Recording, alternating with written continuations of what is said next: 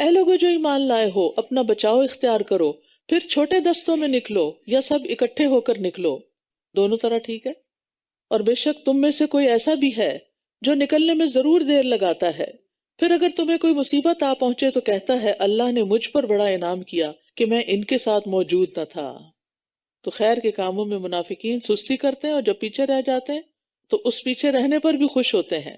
اور اگر تمہیں اللہ کی طرف سے کوئی فضل پہنچے تو وہ ضرور کہے گا گویا کہ تمہارے اور اس کے درمیان کوئی محبت ہی نہ تھی، اے کاش کہ میں بھی ان کے ساتھ ہوتا تو بہت بڑی کامیابی حاصل کر لیتا۔ یہ ہے منافقت، اچھے وقت کا ساتھی اور تکلیف کے وقت میں ساتھ چھوڑ جاتا ہے، قربانی کے وقت میں پیچھے ہٹ جاتا ہے۔ بس وہ لوگ جو دنیا کی زندگی آخرت کے بدلے بیچ دیتے ہیں، انہیں اللہ کی راہ میں لڑنا چاہیے، اور جو اللہ کے راستے میں لڑے پھر وہ قتل کر دیا جائے یا غالب آ جائے تو عنقریب ہم اسے اجر عظیم عطا کریں گے۔ تو اللہ کے راستے میں نکلنے والے کے لیے اللہ کی ضمانت ہے۔ اور کیا ہے تمہیں کہ تم اللہ کے راستے میں نہیں لڑتے، حالانکہ مردوں، عورتوں اور بچوں میں سے جو کمزور ہیں وہ کہتے ہیں اے ہمارے رب ہمیں اس بستی سے نکال جس کے رہنے والے ظالم ہیں، اور ہمارے لیے اپنے پاس سے کوئی حمایتی بنا دے، اور ہمارے لیے اپنے پاس سے کوئی مددگار بنا دے۔ مکہ میں بہت سے ایسے لوگ رہ گئے تھے جو آپ کے ساتھ ہجرت نہیں کر سکے تھے، ان کے رشتہ دار ان پر تشدد کرنے لگے تھے تاکہ انہیں اسلام سے پھیر کر پھر کافر بنا لیں، تو اس پر یہ آیت آئی، وہ لوگ جو ایمان لائے وہ اللہ کے راستے میں جنگ کرتے ہیں، اور وہ لوگ جنہوں نے کفر کیا وہ طاغوت کے راستے میں جنگ کرتے ہیں، بس تم شیطان کے دوستوں سے جنگ کرو، بے شک شیطان کی چال بہت کمزور ہے۔ یہاں مومن اور کافر کی جنگ کا فرق بتایا گیا ہے۔ دونوں کو جنگ کی ضرورت پیش آتی ہے، لیکن دونوں کے مقاصد جنگ میں بہت فرق ہے۔ مومن اللہ کے لیے لڑتا ہے، محض دنیا حاصل کرنے کے لیے نہیں، جبکہ کافر کا مقصد یہی دنیا اور اس کے مفادات ہوتے ہیں۔ پھر فرمایا کیا آپ نے ان لوگوں کو نہیں دیکھا جنہیں کہا گیا تھا کہ اپنے ہاتھوں کو لڑائی سے روکے رکھو اور نماز قائم کرتے رہو اور زکوٰۃ ادا کرتے رہو، پھر جب ان پر جنگ کرنا فرض کر دیا گیا تو اس وقت ان میں سے ایک گروہ لوگوں سے اس طرح ڈر رہا تھا جیسے اللہ سے ڈرتے ہیں یا اس سے بھی زیادہ ڈرنا، اور انہوں نے کہا اے ہمارے رب تو نے ہم پر جنگ کرنا کیوں فرض کر دیا؟ تو نے ہمیں ایک قریب کی مدت تک مہلت کیوں نہ دی؟ کہہ دیجئے دنیا کا فائدہ بہت تھوڑا ہے اور آخرت اس کے لیے بہتر ہے جو تقوی اختیار کرے، اور تم کھجور کی گٹلی کے دھاگے برابر بھی ظلم نہ کیے جاؤ گے۔ اینما تکونوا یدرککم الموت، تم جہاں کہیں بھی ہوگے موت تمہیں پالے گی، اگرچہ تم مضبوط قلعوں میں ہی کیوں نہ ہو۔ اور اگر انہیں کوئی بھلائی پہنچتی ہے تو وہ کہتے ہیں یہ اللہ کی طرف سے ہے، اور اگر انہیں کوئی برائی پہنچتی ہے تو کہتے ہیں یہ آپ کی طرف سے ہے۔ کہہ دیجئے سب کچھ اللہ کی طرف سے ہے، ان لوگوں کو کیا ہو گیا ہے کہ یہ کوئی بات سمجھ ہی نہیں پاتے؟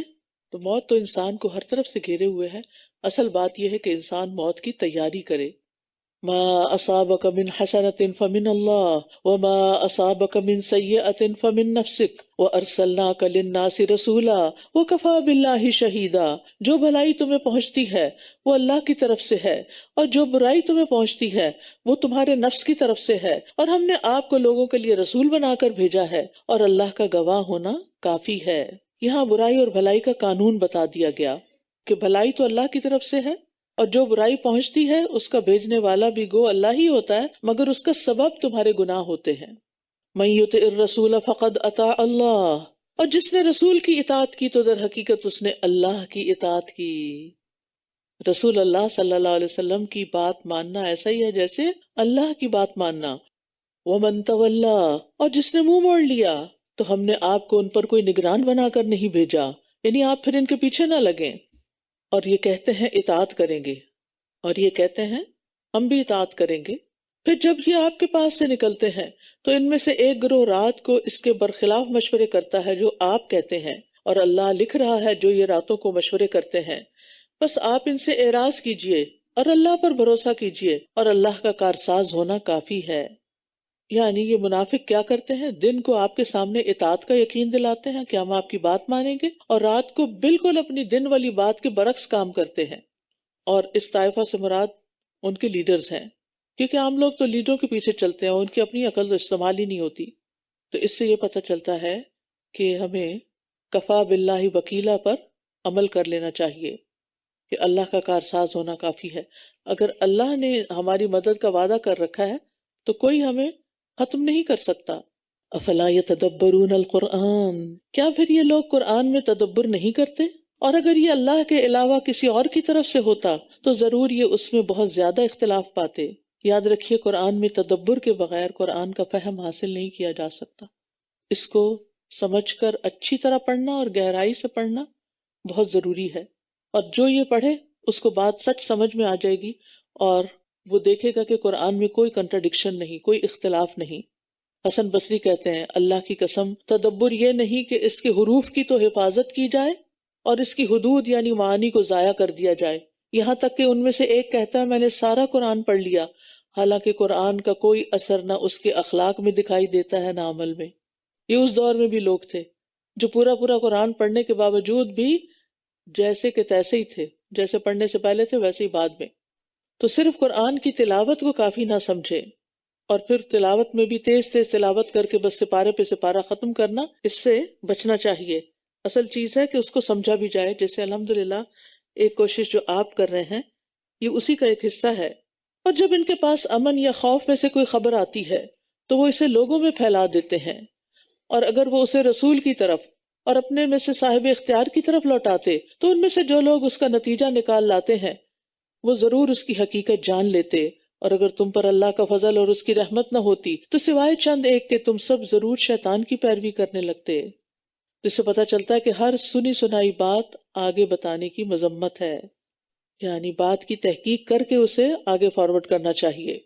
نبی صلی اللہ علیہ وسلم نے فرمایا کسی شخص کے جھوٹا ہونے کے لیے یہی کافی ہے کہ وہ ہر سنی سنائی بات کو آگے بیان کر دے، اور خاص طور پر جنگ کے معاملات میں اور ایسی جگہ جہاں پر خوف ہو، جیسے کہ اس وقت مدینہ کی حالت تھی تو افواہیں بہت پھیل جاتی تھیں۔ اگر آپ میں سے کسی نے 71 کی وار دیکھی ہو تو آپ کو یاد ہوگا کہ ایک لفظ بہت عام تھا، افواہیں نہ پھیلاؤ۔ تو بات یہ ہے کہ افواہیں پھیلانا لوگوں کے لیے خوف کا باعث بنتا ہے، اور جھوٹی خبر ظاہر آپ جھوٹ کیری کر کے لے جا رہے ہیں تو اس میں فائدہ کچھ نہیں۔ مقصد صرف یہ نہیں ہونا چاہیے کہ انسان دوسروں کو حیران کر دے یا پریشان کر کے لذت لے۔ بس آپ اللہ کے راستے میں جنگ کیجئے، آپ صرف اپنی جان کے مکلف بنائے گئے ہیں، اور مومنوں کو لڑائی پر ابھارتے رہیے۔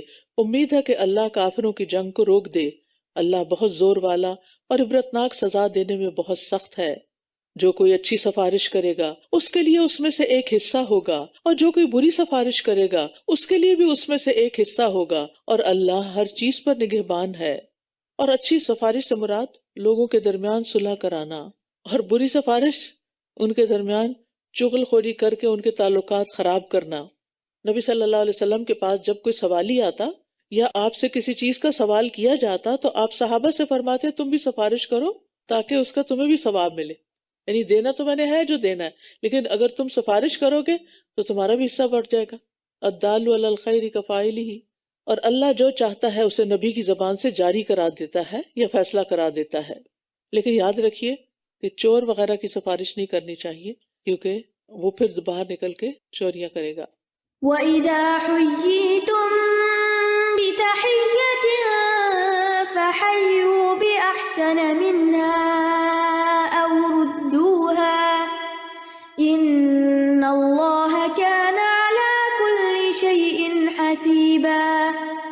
اللَّهُ لَا إِلَٰهَ إِلَّا هُوَ لَيَجْمَعَنَّكُمْ إِلَىٰ يَوْمِ الْقِيَامَةِ لَا رَيْبَ فِيهِ وَمَنْ أَصْدَقُ مِنَ اللَّهِ حَدِيثًا۔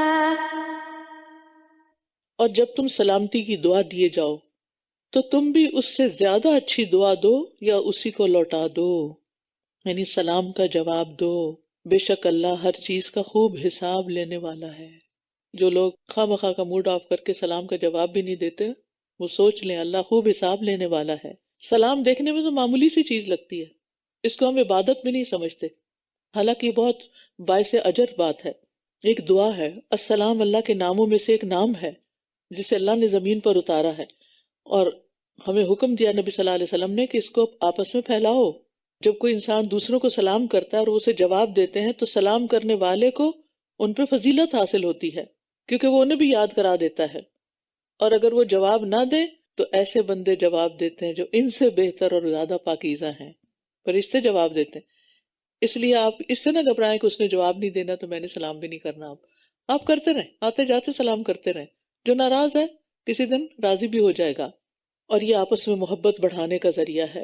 رسول اللہ صلی اللہ علیہ وسلم نے فرمایا، تم جنت میں داخل نہیں ہو سکو گے جب تک ایمان نہ لاؤ، اور تم ایمان نہیں لا سکتے جب تک آپس میں محبت نہ کرو۔ کیا میں تمہیں ایسی بات نہ بتاؤں کہ جب تم اس پر عمل کرو گے تو تمہارے درمیان محبت پیدا ہو جائے گی؟ آپس میں سلام کو عام کرو۔ آپ یہ کام گھروں سے شروع کریں، بچوں کو سلام کریں، ہسبینڈ کو سلام کریں، اور ان کو جواب دینے کا طریقہ بھی بتائیں۔ افسوس یہ کہ اب ہمارے بچے سلام سے دور ہو گئے ہیں اور ادھر ادھر کے الفاظ انہوں نے اختیار کر لیے ہیں، تو بار بار انہیں یاد دہانی کرائیں، بار بار تاکید کریں تاکہ جنت میں جانے کے قابل ہوں۔ نبی صلی اللہ علیہ وسلم فرمایا، تم جنت میں داخل نہ ہو سکو گے جب تک ایمان نہ لاؤ، اور تم ایمان نہیں لا سکتے جب تک آپس میں محبت نہ کرو۔ تو آپس کی محبت صرف گھر سے باہر والوں کے ساتھ نہیں، گھر کے اندر بھی آپس کی محبت، اس کو پیدا کرنے کی کوشش کرنی چاہیے، اور ان چیزوں سے بچنا چاہیے جو ان محبتوں کو اجاڑ دیں، جو محبتوں کے منافی ہیں۔ اگر آپ دیکھتے ہیں کہ گھر والوں کو کوئی چیز پسند نہیں تو اس سے اجتناب کریں، صبر سے کام لیں۔ اللہ وہ ہے کہ جس کے سوا کوئی معبود نہیں، وہ تمہیں قیامت کے دن ضرور جمع کرے گا جس میں کوئی شک نہیں، اور اللہ سے بڑھ کر بات میں کون سچا ہے۔ تو ایک دن اللہ کے سامنے کھڑے ہونا ہے ہم سب نے، سوچیں ہم نے اس کی کیا تیاری کی ہے۔ امیجن کریں اس وقت کہ آپ اللہ کے سامنے کھڑے ہیں، کیا حال ہوگا، اور اگر کوئی ایسا کام کیا جو اللہ کو پسند نہیں تو اس پر ہم کیا جواب دیں گے، اور اللہ تعالیٰ کو خوش کرنے کے لیے کون سے کام خالص اس کی رضا کے لیے، اس کی خوشی کے لیے کر رہے ہیں۔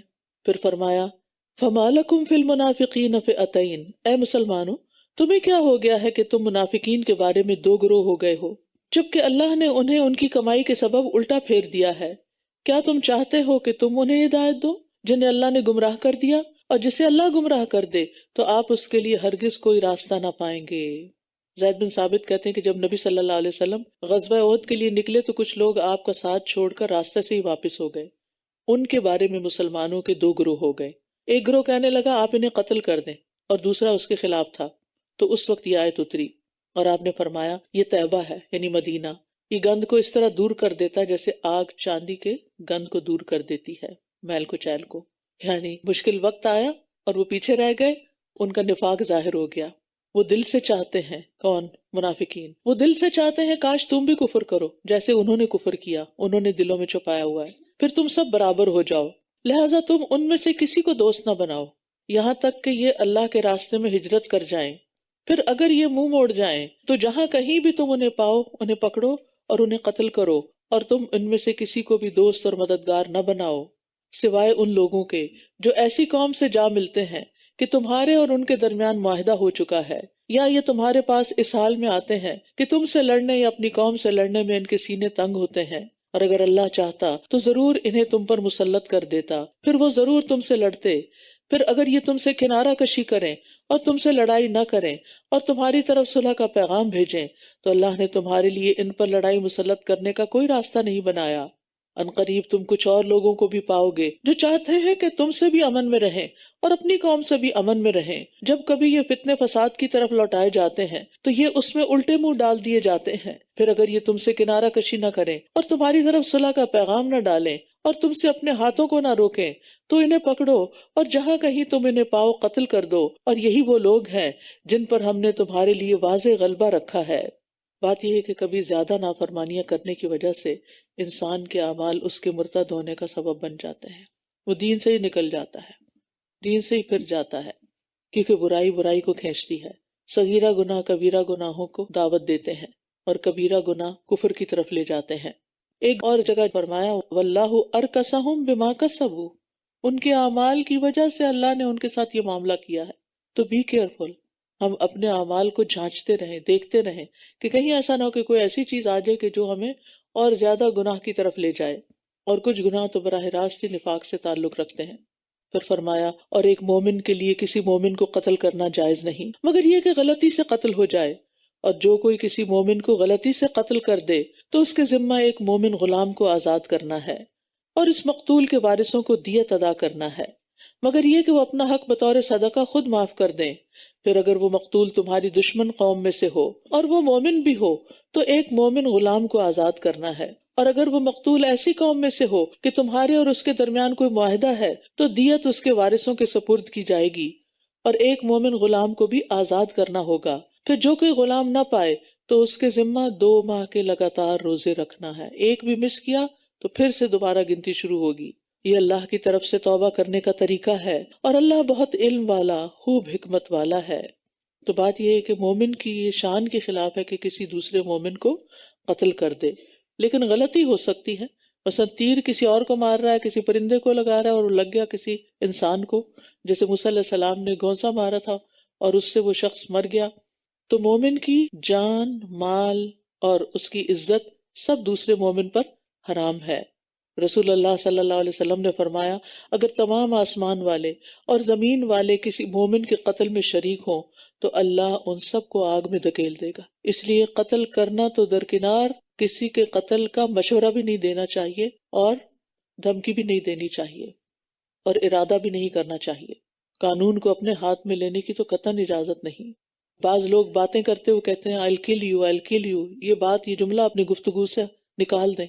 اور جو کسی مومن کو جان بوجھ کر قتل کر ڈالے تو اس کا بدلہ جہنم ہے، جس میں وہ ہمیشہ رہے گا، اور اللہ اس پر غضبناک ہو گیا اور اس پر لعنت کی، اور اس کے لیے بہت بڑا عذاب تیار کر رکھا ہے۔ اے لوگو جو ایمان لائے ہو، جب تم اللہ کی راہ میں سفر کرو تو خوب تحقیق کر لیا کرو، اور جو تمہیں سلام کرے اسے یہ نہ کہو کہ تم مومن نہیں۔ تم دنیا کی زندگی کا سامان چاہتے ہو تو اللہ کے پاس بہت سے غنائم ہیں، بہت سی غنیمتیں ہیں، تم بھی پہلے اسی طرح تھے، تو اللہ نے تم پر احسان فرمایا، لہٰذا تم تحقیق کر لیا کرو۔ بلا شبہ جو عمل بھی تم کرتے ہو اللہ اس کی خوب خبر رکھنے والا ہے۔ ابن عباس کہتے ہیں کہ ایک شخص اپنی تھوڑی سی بکریوں کے پاس تھا، کچھ مسلمان وہاں سے گزرے، اس نے السلام علیکم کہا لیکن مسلمانوں نے اس کو مار ڈالا، اس کی بکریاں لے لی۔ اس پر اللہ تعالیٰ نے یہ آیت نازل کی، انہوں نے کہا شاید یہ اپنے آپ کو بچانے کے لیے ایسا کر رہا ہے۔ فرمایا تم دنیا کا سامان چاہتے ہو، اس سے مراد وہ بکریاں تھیں جو انہوں نے لی۔ لا يستوي القاعدون من المؤمنین غیر اولی الضرر والمجاہدون فی سبیل اللہ باموالہم وانفسہم۔ مومنوں میں سے بغیر کسی تکلیف یعنی معذوری کے بیٹھ رہنے والے اور اپنے مالوں اور جانوں کے ساتھ اللہ کی راہ میں جہاد کرنے والے برابر نہیں ہیں۔ اللہ نے اپنی جان و مال سے جہاد کرنے والوں کو بیٹھ رہنے والوں پر درجے میں فضیلت دی ہے، اور ہر ایک سے اللہ نے اچھا وعدہ کر رکھا ہے، اور اللہ نے مجاہدین کو بیٹھ رہنے والوں کی نسبت اجر عظیم دے کر فضیلت سے نوازا ہے۔ تو اس سے یہ پتہ چلتا ہے کہ انسان نیکی کے کام میں، اللہ کے راستے میں نکلنے میں سستی نہ کرے۔ درجات منہ ومغفرۃ ورحمہ وکان اللہ غفورا رحیما، اپنی طرف سے بڑے درجات کی، بخشش کی اور رحمت کی بھی، اور اللہ بہت بخشنے والا، نہایت رحم فرمانے والا ہے۔ ابو سعید خدری کہتے ہیں کہ نبی صلی اللہ علیہ وسلم کے پاس ایک شخص آیا اور اس نے سوال کیا، لوگوں میں سے افضل کون ہے؟ آپ نے فرمایا وہ شخص جو اپنے مال اور اپنے نفس کے ساتھ اللہ کے راستے میں جہاد کرے۔ نبی صلی اللہ علیہ وسلم سے پوچھا گیا مومنوں میں سے کامل ایمان والا کون ہے؟ فرمایا وہ شخص جو اللہ کی راہ میں اپنی جان اور اپنے مال سے جہاد کرتا ہو۔ اور جہاد کا مطلب صرف قتال کرنا نہیں ہے، جہاد جہد سے ہے، جہاد فعال کے وزن پر بہت بڑے پیمانے پہ کوشش، بہت سخت محنت، سخت کوشش، یعنی دین کی ترقی کے لیے، دین کو سیکھنے کے لیے، سکھانے کے لیے، دین پھیلانے کے لیے جو بھی انسان محنت کرتا ہے، تھکتا ہے، وہ سب اس میں آتا ہے، اس میں اپنی جان لگائے یا اپنا وقت لگائے، مال لگائے، وہ سب قابل قدر ہیں۔ اور ایسے لوگوں کو اللہ تعالیٰ اپنی راہیں بھی ضرور دکھاتے ہیں، والذین جاہدوا فینا لنہدینہم سبلنا۔ نبی صلی اللہ علیہ وسلم نے فرمایا اللہ کے راستے میں ایک صبح یا ایک شام بھی گزارنا دنیا اور جو کچھ دنیا میں ہے اس سب سے بہتر ہے۔ اور علم کے لیے نکلنا بھی جہاد ہے۔ حدیث میں آتا ہے جو شخص طلب علم میں گھر سے نکلا، علم حاصل کرنے کے لیے گھر سے نکلا، وہ واپس آنے تک اللہ کی راہ میں ہے، فی سبیل اللہ ہے۔ اور خیر کی تعلیم دینے کے لیے نکلنا بھی جہاد ہے۔ ابو ہریرہ کہتے ہیں میں نے رسول اللہ صلی اللہ علیہ وسلم کو یہ فرماتے ہوئے سنا، جو شخص میری اس مسجد میں آئے اور اس کا ارادہ صرف کوئی اچھی بات سیکھنا یا سکھانا ہو، یا سیکھنے آیا ہے یا سکھانے آیا ہے، آپ بھی اس مسجد میں یا سیکھنے آئے ہیں یا سکھانے آئے ہیں، یعنی کوئی دنیاوی غرض نہیں، تو اس کا درجہ اللہ کی راہ میں جہاد کرنے والے کا سا ہے۔ اور جو شخص کسی اور مقصد کے لیے مسجد آیا ہے وہ اس آدمی کی طرح ہے جس کی نظر کسی اور کے مال پر ہو۔ یعنی لالچ میں. تو ہمیں اب سب کو اپنی نیتیں بار بار خالص کر لینی چاہیے کہ ہم اللہ کی راہ میں نکلے ہیں. ایک ایک قدم پر اجر ہے. اور بعض لوگ تو ماشاءاللہ بہت دور دور سے آ رہے ہیں. اللہ تعالیٰ سب کو جزائے خیر دے جو اپنے جان اور مال بھی یعنی اپنا گیس وغیرہ خرچ کر کے یہاں تک پہنچتے ہیں اور اس مجلس کی رونق کو دوبالا کرتے ہیں. اور سب کے آنے سے ایک دوسرے کو ایک تقویت ملتی ہے، ایک دوسرے کو خوشی حاصل ہوتی ہے. بے شک وہ لوگ جو اپنی جانوں پر ظلم کرنے والے ہیں، فرشتے انہیں فوت کرتے ہوئے پوچھتے ہیں تم کس حال میں تھے؟ وہ کہتے ہیں ہم زمین میں نہایت بے بس تھے. وہ کہتے ہیں کیا اللہ کی زمین وسیع نہ تھی کہ تم اس میں ہجرت کر جاتے؟ بس ایسے ہی لوگوں کا ٹھکانہ جہنم ہے. تو اس سے پتہ یہ چلتا ہے کہ نافرمانی کی جگہ کو چھوڑ دینا چاہیے جہاں انسان اللہ کی عبادت نہ کر سکے. اس زمین کو چھوڑ دینا چاہیے جہاں پر بہت زیادہ اللہ کی نافرمانیاں ہو رہی ہوں. نبی صلی اللہ علیہ وسلم سے پوچھا گیا کون سا عمل افضل ہے؟ فرمایا لمبا قیام. آ رہے ہیں دن قیام کے، تو اپنی کمر باندھ لیں، اپنے آپ کو مینٹلی تیار کریں. پوچھا گیا کون سا صدقہ افضل ہے؟ فرمایا جو قلیل مال والا محنت کر کے صدقہ دے، تھوڑے پیسے ہیں پھر بھی نکالتا ہے. پوچھا گیا کون سی ہجرت افضل ہے؟ فرمایا ایسے شخص کی جو اللہ کے حرام کردہ امور کو چھوڑ دے، یعنی گناہوں کے کام چھوڑ دے، سوائے ان بے بس مردوں، عورتوں اور بچوں کے جو نہ کسی تدبیر کی طاقت رکھتے ہیں اور نہ ہی کوئی راستہ پاتے ہیں. یعنی جو کسی فرض کو ادا کرنے سے معذور ہے وہ گناہگار نہیں. پھر جیسے آتا نا لیس علی الاعمی حرج ولا علی الاعرج حرج، گناہگار وہ ہے جس کے پاس استطاعت ہو، ہمت ہو، پھر بھی وہ نیک کام نہ کرے. بس امید ہے کہ اللہ ایسے لوگوں سے درگزر فرمائے گا اور اللہ بہت معاف کرنے والا، بہت بخشنے والا ہے. اور جو کوئی اللہ کے راستے میں ہجرت کرے گا وہ زمین میں بہت سی جائے پناہ اور بڑی وسعت پائے گا. اور جو اللہ اور اس کے رسول کی طرف ہجرت کرتے ہوئے اپنے گھر سے نکلا پھر اسے موت آ گئی تو یقیناً اس کا اجر اللہ کے ذمہ لازم ہو گیا. اور اللہ بہت بخشنے والا، نہایت رحم کرنے والا ہے. یعنی جو شخص کسی نیکی کے کام کے لیے نکلے اور راستے میں فوت ہو جائے تو اللہ تعالیٰ قیامت تک کے لیے ثواب لکھ دیتا ہے. نبی صلی اللہ علیہ وسلم نے فرمایا جو حج کرنے کے لیے نکلا اور فوت ہو گیا راستے میں ہی، تو اللہ اس کے لیے قیامت کے دن تک حج کرنے والے کا ثواب لکھ دیتا ہے. گویا قیامت تک وہ حج ہی کر رہا ہے، حج ہی کر رہا ہے. اور جو عمرے کی ادائیگی کے لیے نکلا اور فوت ہو گیا تو اللہ اس کے لیے قیامت کے دن تک عمرہ کرنے والے کا اجر لکھ دیتا ہے. اور جو غازی اللہ کے راستے میں نکلا اور فوت ہو گیا اللہ تعالیٰ اس کے لیے قیامت کے دن تک غازی کا اجر لکھ دیتا ہے. بعض اوقات یہ ہوتا ہے کہ ہم نیک کام کے لیے نکلتے ہیں، اللہ نہ کرے کسی کا کوئی ایکسیڈنٹ ہو جاتا ہے یا کوئی نقصان ہو جاتا ہے، لوگ اس کو سخت بلیم کرتے ہیں اور منحوس خیال کرتے ہیں، اس کام کو بھی، اس نیکی کے کام کو بھی برا سمجھنے لگتے ہیں. تو یہ انتہائی غلط فہمی، شیطان کا ڈالا ہوا وسوسہ ہے. آپ نے نیکی کے کام کا ارادہ کیا، آپ کے ساتھ کوئی مس ہیپ ہو گیا، اس پر جو اجر ہے اس کا تو کیا ہی کہنا کہ آپ نے اللہ کے راستے میں کوئی نقصان اٹھایا. پھر فرمایا وَإِذَا ضَرَبْتُمْ فِي الْأَرْضِ فَلَيْسَ عَلَيْكُمْ جُنَاحٌ أَن تَقْصُرُوا مِنَ الصَّلَاةِ إِنْ خِفْتُمْ أَن يَفْتِنَكُمُ الَّذِينَ كَفَرُوا. اور تم دشمن قوم کی تلاش میں کمزوری نہ دکھاؤ. اگر تم تکلیف اٹھاتے ہو تو یہ بھی تکلیف اٹھاتے ہیں جیسا کہ تم تکلیف اٹھاتے ہو، اور تم اللہ سے وہ امید رکھتے ہو جو یہ نہیں رکھتے، اور اللہ بہت علم والا، بہت حکمت والا ہے. بے شک ہم نے آپ کی طرف حق کے ساتھ کتاب نازل کی ہے تاکہ آپ لوگوں کے درمیان اس کے مطابق فیصلہ کریں جو اللہ نے آپ کو سجھایا ہے، اور آپ خیانت کاروں کی طرف سے جھگڑا کرنے والے نہ بنیں. کسی باطل معاملے میں جھگڑنے والے کا ساتھ نہیں دینا چاہیے، اس سے منع کیا گیا ہے. یعنی اگر آپ کو پتا ہو، مثلا کوئی وکیل ہے اور اس کو پتا ہو کہ جو اس کا کلائنٹ ہے وہ 100% مجرم ہے تو اس کی پھر وکالت نہ کرے. وَاسْتَغْفِرِ اللَّهَ إِنَّ اللَّهَ كَانَ غَفُورًا رَحِيمًا. اور اللہ سے بخشش مانگیں، بے شک اللہ بہت بخشنے والا، نہایت رحم کرنے والا ہے.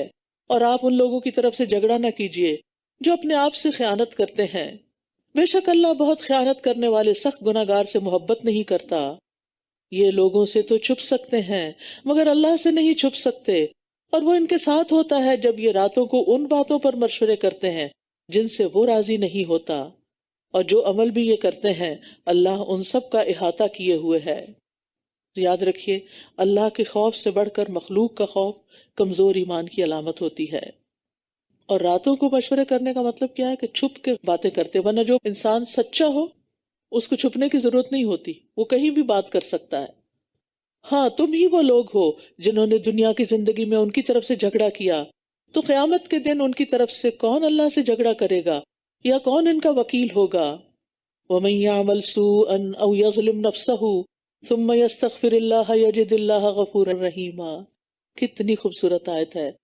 اور جو کوئی برا عمل کر بیٹھے یا اپنی جان پر ظلم کر لے پھر وہ اللہ سے بخشش مانگے تو وہ اللہ کو بہت بخشنے والا، نہایت رحم کرنے والا پائے گا۔ اللہ اکبر، کتنی بڑی خوشخبری ہے۔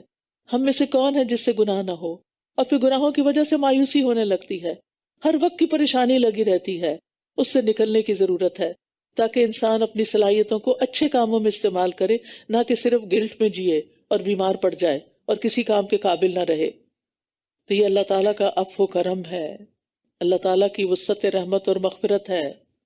انسان کے گناہ آسمانوں، زمین اور پہاڑوں سے بھی بڑے کیوں نہ ہوں، جب وہ اللہ کی طرف رجوع کرتا ہے تو اللہ تعالیٰ سارے معاف کر دیتا ہے۔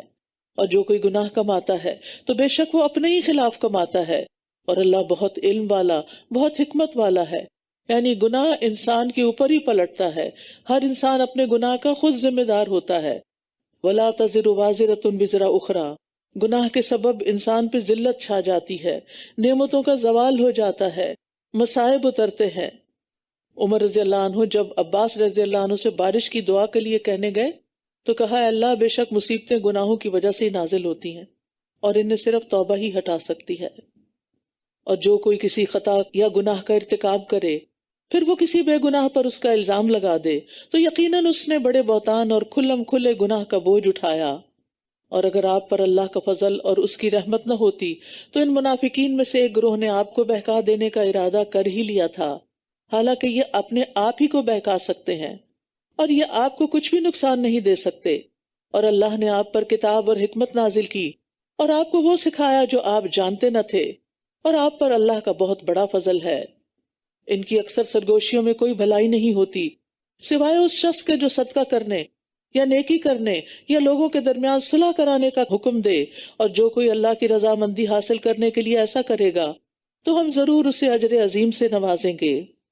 منافق لوگ راتوں کو بیٹھ کے الگ مشورے کرتے، اکثر بری باتیں سوچتے جو خیر سے خالی ہوتی۔ تو یہاں بتایا گیا کہ بات واضح کرنی چاہیے، لیکن کچھ باتیں چھپ کے بھی کر سکتے ہیں۔ ان میں صدقہ دینا چھپا کر تاکہ لینے والا شرمندہ نہ ہو، اچھا مشورہ کسی کو دینا، لوگوں کے درمیان صلح کروانا، تو ایسے کاموں میں انسان سرگوشی کر سکتا ہے۔ اور لوگوں میں اصلاح کرانا جو ہے یہ نفلی عبادات سے بھی زیادہ افضل کام ہے۔ نبی صلی اللہ علیہ وسلم نے فرمایا، کیا میں تمہیں نماز، روزہ اور صدقے سے افضل درجے کا عمل نہ بتاؤں؟ صحابہ نے عرض کیا، کیوں نہیں؟ آپ نے فرمایا، آپس میں صلح کروانا، جبکہ لوگوں میں پھوٹ اور فساد ڈالنا دین کو موڑنے والی چیز ہے۔ نبی صلی اللہ علیہ وسلم نے فرمایا، آپس میں صلح کروانا افضل صدقہ ہے۔ وَمَن يُشَاقِقِ الرَّسُولَ مِن بَعْدِ مَا تَبَيَّنَ لَهُ الْهُدَىٰ، اور جو شخص ہدایت واضح ہو جانے کے بعد رسول کی مخالفت کرے اور مومنوں کے راستے کے علاوہ کسی اور راستے کی پیروی کرے تو ہم اسے اسی طرف پھیر دیں گے جدھر وہ پھر گیا، اور ہم اسے جہنم میں جلائیں گے، اور وہ بہت بری لوٹنے کی جگہ ہے۔ اللہ اکبر۔ ہدایت ملنے کے بعد پھر سنت کی مخالفت اور مومنوں کا راستہ چھوڑ کر کسی اور راستے کی طرف چل پڑنا، یہ انسان کے لیے تباہی کا راستہ اختیار کرنے کے برابر ہے۔ اس پر وعید ہے۔ ہمارے لیے رول ماڈل کون ہے؟ صحابہ کرام۔ وہ کس کے راستے پہ چلتے تھے؟ وہ ہر بات میں کس چیز کو مد نظر رکھتے تھے؟ نبی صلی اللہ علیہ وسلم۔ سبیل المومنین سے مراد یہاں کس کا راستہ ہے؟ صحابہ کا راستہ، کیونکہ اس زمانے میں اور کون مومن تھا؟ صحابہ ہی مومن تھے نا، اس لیے انہی کے راستے پر چلنا ضروری ہے۔ آپ نے فرمایا کہ نجات پانے والا گروہ کون ہے؟ ما انا علیہ و اصحابی، وہ لوگ ہیں جو اس راستے پہ چلیں جس پر آج میں اور میرے صحابہ ہیں۔ بے شک اللہ نہیں بخشے گا کہ اس کے ساتھ کسی کو شریک ٹھہرایا جائے، اور جو گناہ اس کے علاوہ ہوگا اسے وہ جس کے لیے چاہے گا بخش دے گا، اور جو کوئی اللہ کے ساتھ شریک ٹھہرائے تو یقیناً وہ گمراہی میں بہت دور بھٹک گیا۔ ان یدعون من دونہ الا اناثا وان یدعون الا شیطانا مریدا، یہ لوگ اللہ کو چھوڑ کر دیویوں کو پکارتے ہیں، اور یہ صرف سرکش شیطان کو ہی پکارتے ہیں۔ اناث جو ہے یہ انثى کی جمع ہے، اس سے مراد یا تو بت ہیں، کیونکہ ان کے بت جو تھے وہ مؤنث تھے، لات، عزا، منات، یہ سب مؤنث تھے۔ اسی طرح یونانیوں نے اور لوگوں نے بھی عبادت کے لیے دیویاں بنا رکھی ہیں۔ مسلمانوں نے بھی ان کی دیکھا دیکھی ایسی ہستیوں میں ایسے اوصاف مشہور کر رکھے ہیں کہ نعوذ باللہ وہ اللہ کی محبوبائیں ہیں۔ بعض پیر فقیر اپنے جو حال حلیہ ہے وہ عورتوں والا بنا کے رکھتے ہیں، چوڑیاں اور زیور پہن کے رکھتے ہیں، ہار اور مالائیں پہن کے رکھتے ہیں، شاید کوئی شکل ذہن میں آئی رہی ہو۔ تو یہ سب چیزیں صحابہ میں نہیں تھیں اور ان کی ممانعت ہے۔ اللہ کے سوا کسی کو بھی پکارنا دراصل اس کی عبادت کرنا ہے، الدعاء هو العبادہ۔ تو غیبی مدد کسی سے بھی نہیں لی جا سکتی سوائے اللہ تعالیٰ کے، کیونکہ یہ بھی شرک کی قسم ہے۔ اس کے علاوہ قیام، رکوع، سجدہ، نذر و نیاز، صدقہ خیرات اور دعا کرنا، یہ سب اللہ کے سوا اگر کسی اور کے لیے کیا جا رہا ہے تو یہ بھی شرک میں شامل ہو جاتا ہے۔ لعنہ اللہ وقال لأتخذن من عبادک نصیبا مفروضا، اللہ نے اس پر لعنت کی اور اس نے کہا میں تیرے بندوں میں سے ایک مقرر حصہ ضرور لے کر رہوں گا۔ یہ کون ہے؟ شیطان، جس نے اولاد آدم کی پیدائش سے ہی ان کی دشمنی کا تہیہ کر لیا، حتیٰ کہ جب بچہ پیدا ہوتا ہے تو شیطان اس کو چھوتا ہے اور اس کے چھونے کی وجہ سے وہ زور سے چیختا ہے۔ اور کیا کہا اس نے؟ اور میں ضرور انہیں راہ سے بھٹکا دوں گا، اور میں انہیں خوب امیدیں دلاؤں گا، اور میں ضرور انہیں حکم دوں گا تو یہ مویشیوں کے کان چیر دیں گے جیسے بحیرہ اور صاحبہ تھے، اور میں ضرور انہیں حکم دوں گا تو یہ اللہ کی تخلیق کو بدل ڈالیں گے، اور جو کوئی اللہ کو چھوڑ کر شیطان کو دوست بنائے تو یقیناً اس نے کھلم کھلا نقصان اٹھایا۔ شیطان جھوٹی امیدیں دلاتا ہے۔ تم نے حج کر لیا، اب اتنی اور نیکیاں کرنے کی کیا ضرورت ہے؟ نماز تم پڑھتے ہو، اور نیک اعمال کی کیا ضرورت ہے؟ تم صدقہ خیرات کرتے ہو، تمہیں درس لینے کی اور یہ سب علم سیکھنے کی کیا ضرورت ہے؟ ابھی کیا جلدی ہے؟ مرنے سے پہلے توبہ ہو جائے گی، حج پہ چلے جائیں گے توبہ کر لیں گے۔ جن بزرگوں کو تم مانتے ہو ان کا اللہ پہ بڑا زور ہے، وہ تمہیں چھڑا لیں گے، ان کا دامن تھام لینا سیدھے جنت میں لے جائیں گے۔ اس قسم کی امیدیں دلاتا ہے تاکہ انسان نیک کام سے پیچھے ہٹ جائے، سستی کرے، چھوڑ دے، اور پھر وہ بتدریج گمراہیوں کی طرف لے جاتا ہے، ایمان کو خراب کرتا ہے شکوک و شبہات کے ساتھ۔ پھر یہ جب نہیں اس سے ہو پاتا تو نافرمانیوں کا حکم دیتا ہے، جب دیکھتا ہے کہ یہ بندہ نہیں بات سنتا تو نیکیوں سے روک دیتا ہے اس کو، اگر پھر بھی بندہ نہ رکے تو ریاکاری داخل کر دیتا ہے اس پر، اور اگر ریاکاری سے بھی بچ جائے تو خود پسندی ڈال دیتا ہے، میں بڑا نیک ہوں، اور اس کے عمل کو بڑھا کے اس کو دکھاتا ہے، اور اگر پھر بھی نہ مانے تو اس کے دل میں حسد، کینے وغیرہ کی آگ کو دہکاتا ہے، یہاں تک کہ انسان کو برے اعمال کی طرف کھینچ کے ہی لے جاتا ہے۔ پھر انسان کے اندر گمراہ کن سوالات دل میں ڈالتا ہے، اللہ کے بارے میں، آخرت کے بارے میں۔ نمازی کا دھیان ادھر ادھر لگاتا ہے، لوگوں کو فتنے میں ڈالنے کے لیے اپنے لشکر مسلط کرتا ہے، سمندر پر اس کا تخت ہوتا ہے اور وہاں سے اپنے لشکر بھیجتا ہے حدیث کے مطابق کہ وہ لوگوں کو فتنے میں ڈالیں، اور اس کے بہت سے مکر و فریب ہوتے ہیں کہ جس کے ذریعے وہ انسانوں کو پھانستا ہے، اور انسان پھر اللہ کی نعمتوں پہ مغرور ہو جاتے ہیں، فخر کرنے لگتے ہیں، دوسروں پر تکبر کرنے لگتے ہیں، اپنی جو خواہشات ہوتی ہیں ان کی پیروی کرنے لگتے ہیں۔ تو ان چیزوں سے بچنے کی ضرورت ہے، اور پھر خاص طور پر یہاں اس نے کہا نا میں ان کی خلق بدل دوں گا، تو یہ بھی ایک شیطانی عمل ہے، اور وہ ان سے وعدے کرتا ہے اور انہیں امیدیں دلاتا ہے، اور شیطان ان سے جو وعدے کرتا ہے وہ سراسر دھوکے پر مبنی ہے، یعنی خواہشات کے ذریعے حملہ کرتا ہے، حقیر سمجھے جانے والے اعمال کے راستے سے آتا ہے کہ کوئی فائدہ نہیں ہے عمل کرنے کا، کچھ اور کر لو، اور پھر گناہوں کی طرف لے جاتا ہے۔ یہ تو چھوٹا سا گناہ ہے، یہ تو صغیرہ گناہ ہے، بخشا جائے گا، لیکن صغیرہ بھی جمع ہو کے کبیرہ بن جاتے ہیں۔ اولئک مأواہم جہنم ولا یجدون عنہا محیصا، یہی وہ لوگ ہیں جن کا ٹھکانہ جہنم ہے اور وہ اس سے بچنے کی کوئی جائے پناہ نہ پائیں گے۔ اس کے برعکس اور وہ لوگ جو ایمان لائے اور انہوں نے نیک عمل کیے، ہم ضرور ان کو ایسے باغوں میں داخل کریں گے جن کے نیچے نہریں بہتی ہیں، جن میں وہ ہمیشہ ہمیشہ رہیں گے۔ اللہ کا وعدہ سچا ہے، اور قول و قرار میں اللہ سے بڑھ کر زیادہ سچا اور کون ہو سکتا ہے؟ فرمایا نجات نہ تمہاری آرزوؤں پر منحصر ہے کہ جیسے تم چاہو گے ویسے ہی ہوگا، اور نہ اہل کتاب کی آرزوؤں پر، یہاں دونوں کو برابر کر دیا گیا۔ جو کوئی برا عمل کرے گا وہ اس کا بدلہ دیا جائے گا، اور وہ اپنے لیے اللہ کے سوا کوئی دوست اور مددگار نہ پائے گا۔ استغفر اللہ۔ اہل کتاب کا خیال تھا ہم اللہ کے بڑے خاص بندے ہیں، اس لیے جن گناہوں پہ لوگ پکڑے جائیں گے ہم نہیں پکڑے جائیں گے، ہمارے پیغمبر ہماری حمایت کریں گے، ہم صرف چند دن جہنم میں رہیں گے، جنت میں صرف ہم جائیں گے۔ یہ باتیں آج کل کون کرتا ہے؟ امتی کرتے ہیں۔ ہم امتی ہیں، ہم تو بخشے بخشائے ہیں۔ تو اللہ تعالیٰ نے کیا فرما دیا؟ جو برا کرے گا جس ملت سے بھی ہو پکڑا جائے گا، جس امت سے بھی ہو۔ جنت میں جانے کی کچھ شرائط ہیں۔ جنت محض آرزوؤں اور تمناؤں سے نہیں ملتی، یا صرف کوئی نام رکھ لینا عبداللہ یا عبد الرحمن، اس سے بھی نہیں مل جاتی، جب تک کہ انسان وہ کام نہ کرے جو اللہ نے کرنے کو کہے ہیں، اور وہ گناہ نہ چھوڑے جن کو اللہ نے چھوڑنے کے لیے کہا ہے۔ پھر فرمایا وَمَن يَعْمَلْ مِنَ الصَّالِحَاتِ مِن ذَكَرٍ أَوْ أُنثَىٰ وَهُوَ مُؤْمِنٌ فَأُولَٰئِكَ يَدْخُلُونَ الْجَنَّةَ وَلَا يُظْلَمُونَ نَقِيرًا، اور جو کوئی نیک عمل کرے گا، خواہ مرد ہو یا عورت، بشرطے کہ وہ مومن ہو، نو ڈسکریمنیشن، تو یہی لوگ جنت میں داخل ہوں گے، اور وہ کھجور کی گٹلی میں شگاف کے برابر بھی ظلم نہ کیے جائیں گے۔ مرد اور عورت دونوں ثواب اور سزا میں برابر ہیں۔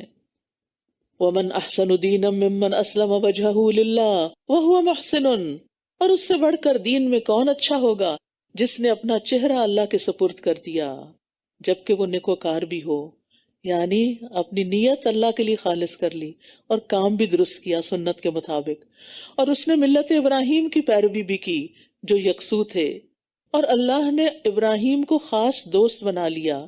تو یہاں عمل کی قبولیت کی شرائط بتائی جا رہی ہیں کہ اپنا چہرہ اللہ کے تابع کر دے، سمینا و اطانا، اور دل سے عمل کرے، اور دوسرا اچھا عمل کرے، خوبصورت عمل، کیونکہ ہمارا امتحان ہی اس میں ہے، ایکم احسن عملا، اور تیسرے ملت ابراہیم کی پیروی کرے جو حنیف تھے، یعنی شرک سے پاک ہو، اور ابراہیم علیہ السلام کو اللہ نے اپنا دوست بنا لیا تھا۔ وَلِلَّهِ مَا فِي السَّمَاوَاتِ وَمَا فِي الْأَرْضِ وَكَانَ اللَّهُ بِكُلِّ شَيْءٍ مُحِيطًا، اور آسمانوں اور زمین میں جو کچھ ہے سب اللہ ہی کا ہے، اور اللہ نے ہر چیز کا احاطہ کر رکھا ہے اپنے علم کے ساتھ۔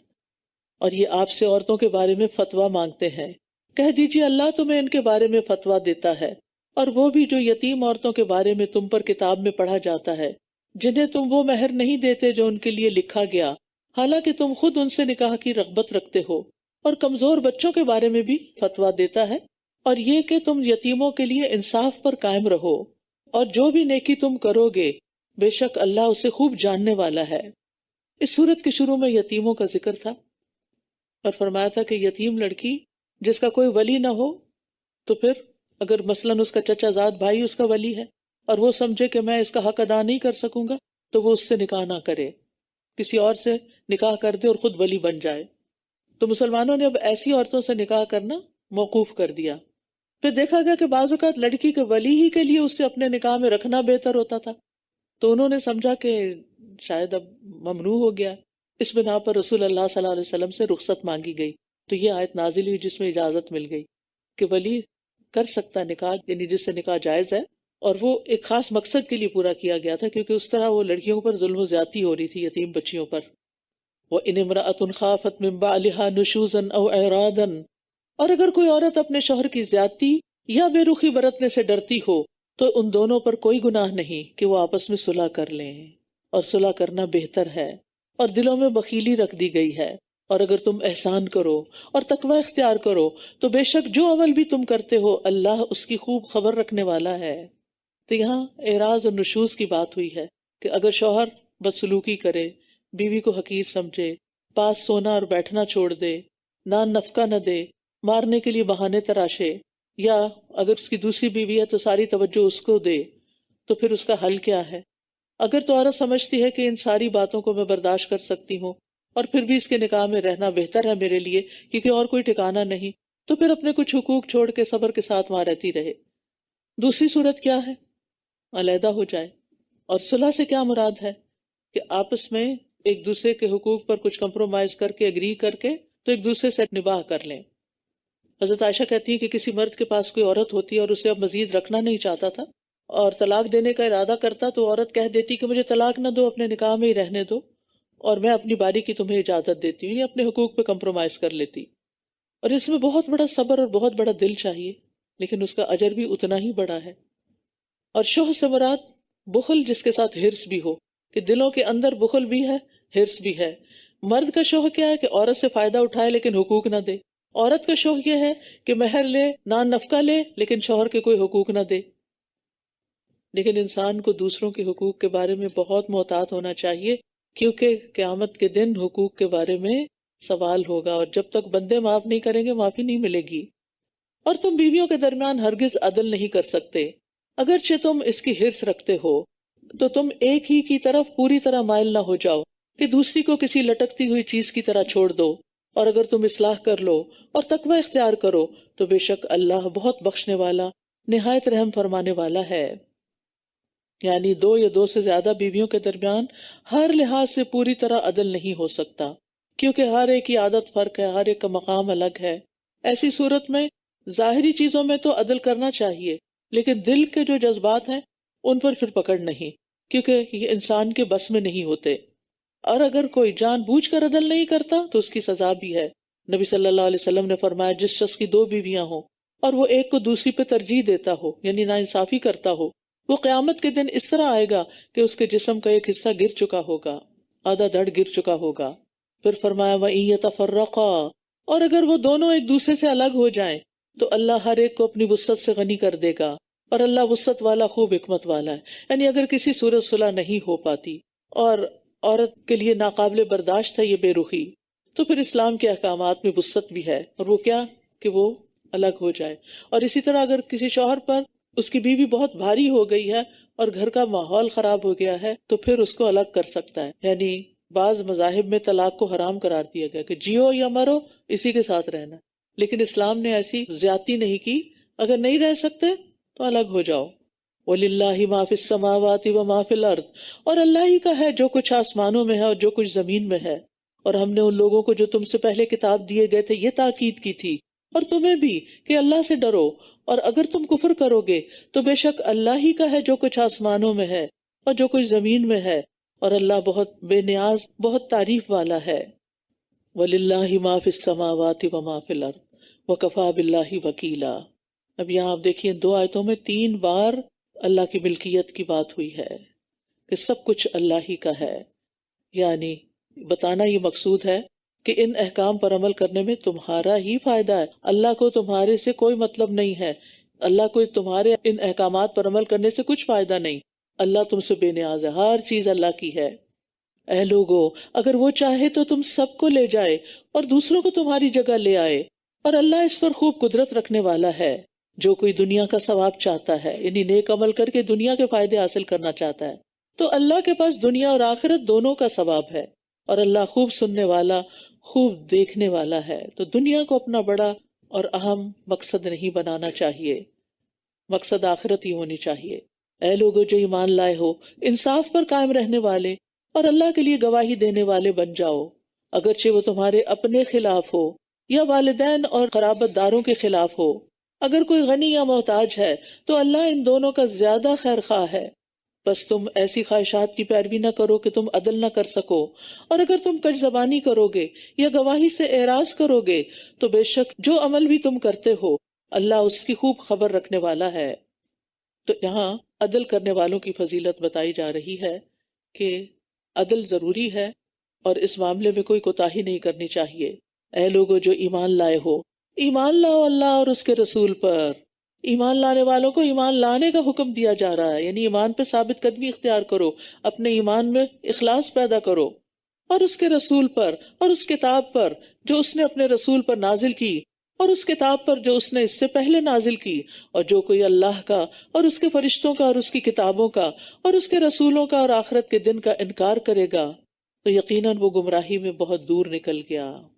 بے شک وہ لوگ جو ایمان لائے پھر انہوں نے کفر کیا، پھر وہ ایمان لائے، پھر انہوں نے کفر کیا، پھر وہ کفر میں بڑھتے گئے، اللہ انہیں ہرگز نہ بخشے گا اور نہ انہیں کسی راستے کی ہدایت دے گا۔ یعنی پھر معافی کی کوئی صورت نہیں ہوگی۔ منافقوں کو خوشخبری دے دیجئے، ان کے لیے دردناک عذاب ہے، کہ ان کے لیے دردناک عذاب ہے۔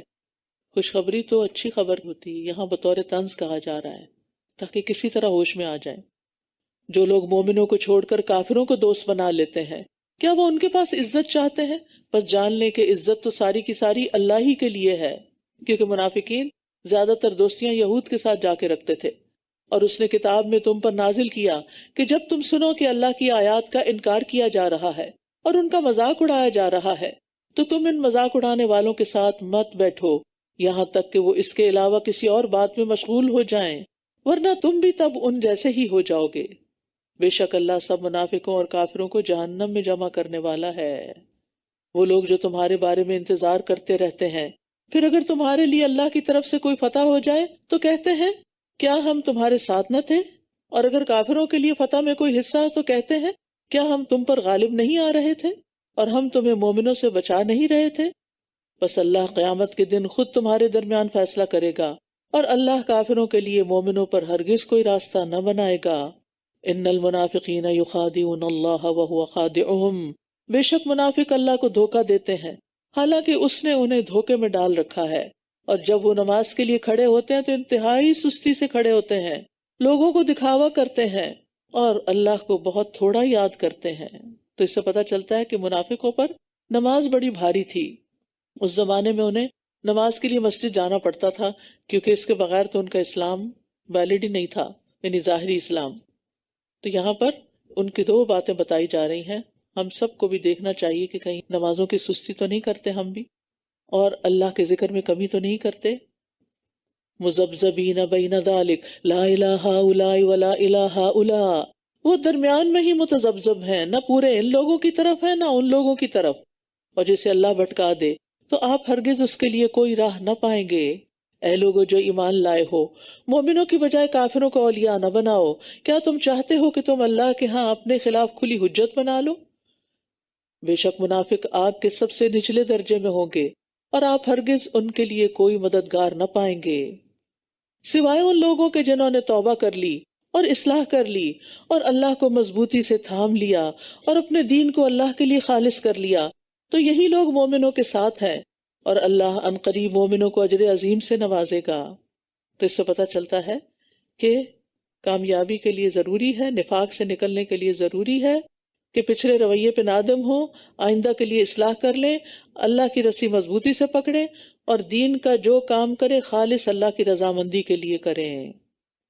اور یہ چاروں کام ایمان کی علامت ہوتے ہیں۔ پھر اگر تم شکر ادا کرو اور ایمان لے آؤ تو اللہ تمہیں عذاب دے کر کیا کرے گا، اور اللہ بڑا قدردان اور بہت علم والا ہے۔ ما یفعل اللہ بعذابکم ان شکرتم وآمنتم وکان اللہ شاکرا علیما۔ تو اس سے یہ پتہ چلتا ہے کہ یہ دو چیزیں انسان کو آگ سے بچانے والی ہیں، عذاب سے بچانے والی ہیں، اور ایمان سے پہلے شکر کا ذکر کیا گیا ہے، کیونکہ بندہ نعمتوں کو دے کے شکر ادا کرتا ہے، پھر نعمت دینے والے پر ایمان لے آتا ہے، اور شکر کا فائدہ خود انسان ہی کو ملتا ہے۔ وَمَن يَشْكُرْ فَإِنَّمَا يَشْكُرُ لِنَفْسِهِ، جو شکر ادا نہیں کرتا اور ایمان نہیں لاتا پھر وہ عذاب کا مستحق ہو جاتا ہے۔ اللہ تعالی ہم سب کو اس سے محفوظ رکھے۔ وآخر دعوانا ان الحمد للہ رب العالمین۔ سبحانک اللہم وبحمدک، اشہد ان لا الہ الا انت، استغفرک واتوب الیک۔ السلام علیکم ورحمۃ اللہ وبرکاتہ۔